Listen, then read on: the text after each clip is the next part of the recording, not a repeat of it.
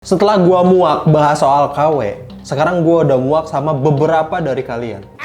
Canda muak. Tapi kalian sendiri notice nggak kalau kita, Shoepolish, di bulan Juni ini nggak henti-henti banget bahas soal sepatu KW. Banyak dari warga ini yang udah pinter, tapi banyak juga yang masih kocak kelakuannya gitu.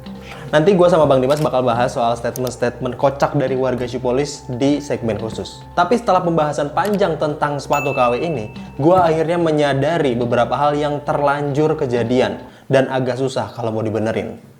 Yes, this is Detective Shoe.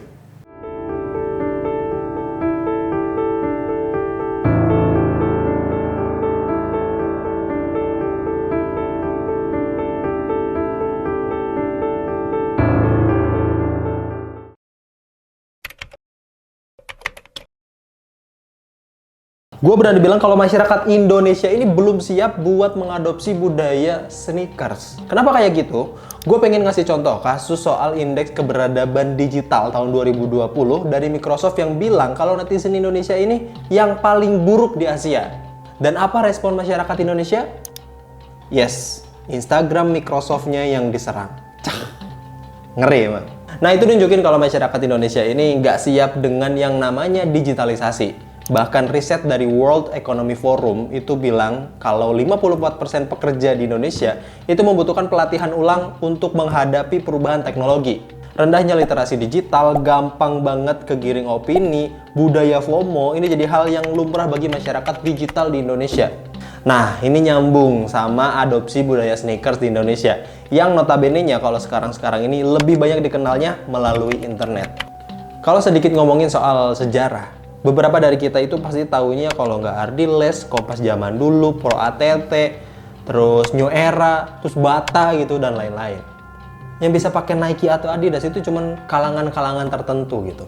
Makanya pas akses internet ini udah mulai merata dan semua masyarakat bisa main Instagram, main Facebook, TikTok, Twitter, akhirnya ini bikin akses informasi yang mereka dapatkan tidak terbatas. Dari situ mulai deh banyak yang nongol, tren sneaker lah, hypebeast lah. Yang sebenarnya gue yakin itu sebagian besar dari mereka ini nggak ngerti tentang esensi atau value dari apa yang mereka pakai gitu. Dan mereka cuman pengen kelihatan edgy aja gitu. Kan sempat ada tuh tren banyak orang pakai Supreme lah, terus ada yang nanya berapa harga outfit lu lah dan lain-lain. Tapi karena pengaruh sosial media itu juga, banyak orang yang pengen kayak gitu. Maksain, dan disinilah sepatu KW ini mulai bermain. Gue inget banget masa-masa dimana banyak banget Instagram dropshipper yang jual sepatu Nike Adidas 100 ribuan di Instagram dan ternyata KW. Dan sekarang ditambah keberadaan marketplace, bisa dibilang itu semua udah makin kacau lah sekarang. Karena semuanya memenuhi syarat banget gitu. Supply produknya banyak, peminatnya ada, harganya murah, dan penegakan hukumnya juga loyo. Makanya itulah yang kami sebut serampangan. Pengen kelihatan stylish, tapi dengan budget yang tipis. Tapi giliran diperingatin ngeyel, atau bawa-bawa ekonomi lah, apalah, dan lain-lain. Dari hal-hal kayak gitu yang akhirnya nunjukin ketidaksiapan masyarakat kita buat culture ini. Oke, karena mindsetnya harus ngikutin barat, tapi budgetnya ngikutin timur.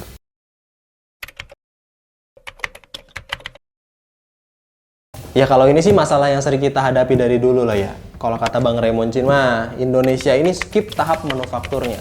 Era industrialisasi. Negara tuh harus lewati 3 era. Pertanian, manufaktur atau industrialisasi, baru yang terakhir sektor jasa. Nah, kita, menurut gua pemerintah, gagal untuk mengcapture industrialisasi. Industrialisasi itu maksudnya bikin pabrik, bikin manufaktur, dan lain-lain. Karena itu tuh di negara manapun di seluruh dunia adalah cara untuk mendorong ekonomi dan cara untuk membuat warga-warganya high skill. Artinya karena pemerintah gagal industrialisasi, gagal untuk membuka lapangan pekerjaan, warga mau nggak mau menjadi UMKM, dagang, mau nggak mau menjadi sektor informal. Ya sampai hari ini kita cuma bisa dibilang sebagai negara produsen dan negara konsumen yang dikeruk doang kekayaannya. Teknologi nggak punya, perkembangan SDM-nya lambat, regulasi yang ribet dan nggak memihak rakyat. Ya itulah resiko jadi WNI kalau dibandingin sama Cina dan Vietnam, tetangga kita, yang sampai hari ini masih ngegas terus. Makanya sampai hari ini pasar sepatu kita ini dibilang sulit berkembang ya karena industrialisasinya pun nggak maju gitu. Tapi bang, brand-brand luar negeri itu banyak yang produksi di Indonesia. Ya gue setuju dan bersyukur akan hal itu. Cuman impactnya ke perkembangan industri sepatu Indonesia sampai hari ini tuh bisa dibilang kecil. Kita sendiri punya banyak brand sepatu Indonesia yang beneran serius buat R&D. Tapi itu cuman beberapa. Dan karena industrialisasi kita yang lambat buat berkembang, itu pun berpengaruh sama perkembangan brandnya sendiri. Jadi mau nggak mau buat tetap keep up dengan pasar, ya mereka harus ngandelin negara lain buat ngembangin produknya biar cepet dan lebih meyakinkan gitu. Itu yang serius. Sedangkan yang lain ini mau nggak mau ya harus nekan HPP, bikin produk apa adanya, dan ruang mereka untuk berkembang ya sedikit gitu. Itu semua gara-gara industrialisasi negara kita ini prematur. Jadinya kita kesulitan buat bikin teknologi produksi sendiri, standar kualitas yang baik, dan riset yang harusnya banyak banget SDM Indonesia yang mampu kalau lingkungannya mendukung. Makanya sekarang, produsen sepatu sekarang ini bisa dibilang ketinggalan zaman dan harus kalah sama produk KW atau impor Cina yang harganya jauh lebih murah. Atau lebih buruknya lagi, mereka bakal bikin dan jual sepatu KW dari brand-brand Indonesia. Kenapa? Ya karena resource atau sumber daya yang dipunya sama negara Indonesia itu cuma segitu-segitu aja. Dan kalau udah kayak gini, siapa yang mau disalahin coba?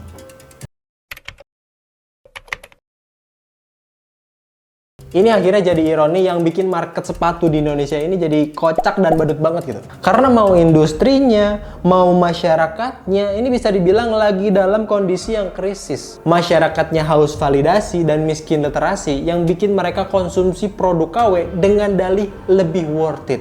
Sedangkan industrinya sulit berkembang dan harus survive dengan segala keterbatasan yang ada. Makanya, Shoepolish di sini selalu kekeh kalau kalian mau industri ini maju, ya dukung produk dalam negerinya.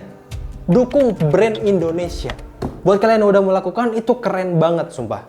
Tapi buat kalian yang masih nyari-nyari sepatu ori di thrift shop, semoga cepat sembuh lah. Solusinya udah jelas, tinggal kalian ya mau mendukung atau tidak. Oke, gua Oki pamit undur diri. Adios.